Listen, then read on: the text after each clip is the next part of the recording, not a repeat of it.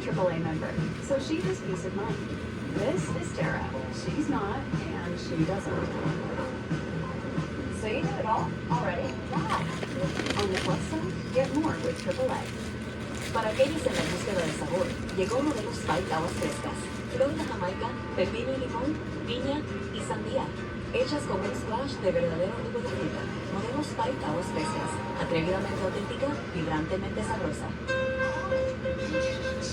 It's all dirty passion, man. You know what I'm saying? I ain't being on the point. You know what I'm saying? Everything that I've spoken is so real. He said I'm old dirty bastard. He's telling me what the he is from the door.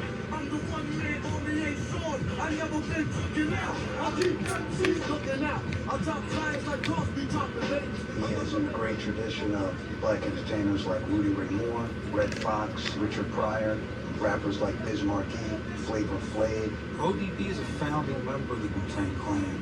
The rest of the clan kind of looked to him in a way for leadership. Out of the whole group, he was the soul. And when he left, it was a big loss for him. Big. He was the energy that everything we got started.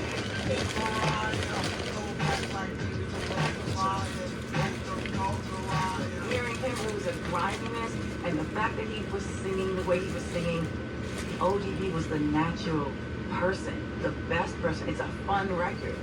Him being a part of my life changed my life. He was festive. He was fun. He's the crazy one. He was the wild card, but with a lot of swag. He was the one that gave no. We would sit down and we'd be like, yo, you changed. You'd be like, you won't, right. He would admit it. You here. You won't find him change. Suddenly he had all this newfound money, fame, attention, and the media doesn't give you time to adjust. Rapper ODB is in the news again, this time facing shoplifting charges. Russell Jones, known to rap fans as ODB, was arraigned today in Los Angeles. We get to live vicariously by watching these celebrities behave badly. Slowly but surely, he became somebody else. And he started living out Old Dirty Bastard more than Unique song. We all watch a car crash, right? I don't think you can blame society. You can blame the media for perpetually promoting these images. Funeral service is arranged for Thursday for Russell Jones, the hip-hop artist known as ODB. Old dirty guys, that's like a job, you know what I mean? My children, they know me as dad. Russell Jones, the man, was someone who really loved his kids and his wife. Daddy. Daddy, that's it. That's what we call him. I didn't call him Unique. They call me Son. I didn't call him Russell. I didn't call him ODB, Old Dirty Bastard. It was just Daddy to me. My husband, Unique, he gave me a camcorder. Once I got it in my hands, it was a wrap. I was everywhere with that camcorder, recording everything. Every day is ODB, ODB, ODB, Russell Jones, Old Dirty Bastard. Is reliving his life and his death over and over and over again. Old Dirty Bastard is like, he's the artist different from all artists. He's just like the Incredible Hulk. And he's not me.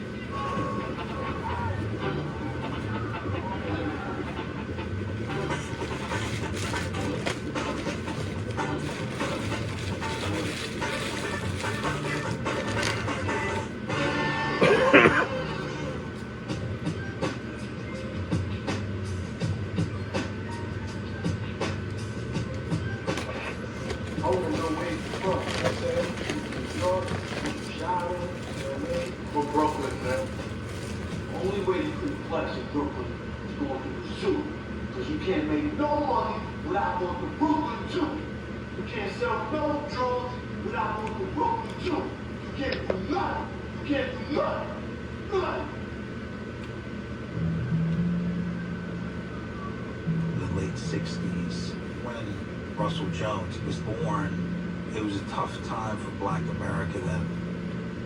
At the same time that blacks were fighting for and somewhat securing rights, they were being killed.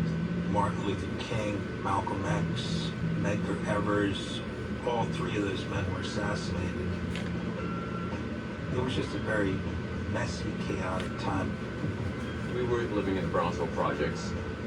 A lot of gangs infiltrated different blocks. You were always faced with getting mugged, coming from school, you know, getting your pockets picked. It got so bad that there was a murder in our building. After that happened, my father said, you know, we're going to move to a better place, and we ended up moving to Linden Plaza. Moving to Linden Plaza had a whole different energy. It was like a fantasy for us. It was idyllic, very quiet, beautiful. It was like heaven. We got to bicycle and go to the pools that were in different parts of the complex. Linden Plaza was a little bit more up than surrounding projects around us. We lived up on a mountain, and that's what they call Plaza, a mountain. I love music, man. It's all kind of music, rock and roll and rhythm and blues, jazz, you know. My wife was a singer. That's how we met. And mother was a young girl. She was sneaking out of our house going to the club singing. You know, and she was fine for us. Their mama wore wigs back then, so we used to dress up in her wigs and her clothes. She always had beautiful, beautiful clothes. Everybody was at the Jones's house. That was the spot. I'd be there more than I'd be in my house. You know, we grew up together from age 6, you know what I mean, running around. My blood cousin, his house was the house I would go to and hear music at. You know what I mean? His family had the biggest record collection. You know what I mean? So I would go to his house and hear all these different musics, and I think those that influenced me. You know what I mean? My cousin would come over to our house, stay over there for like a couple of days. It was a place of solace. My cousin, the Jizza, comes and brings me outside to a block party. And I get to the block party, usually it goes on a couple of break beats. You know what I mean? He started rapping like dip, dip, dive, so socialized. And yo, I was blown out my mind. Hip hop was so new and fresh for us. We got into the artists like Fat Boys and Curtis Blow and Jimmy Spicer lived in Linden Plaza in Building 5. We started making our own tunes. I had my father buy me a mixtape.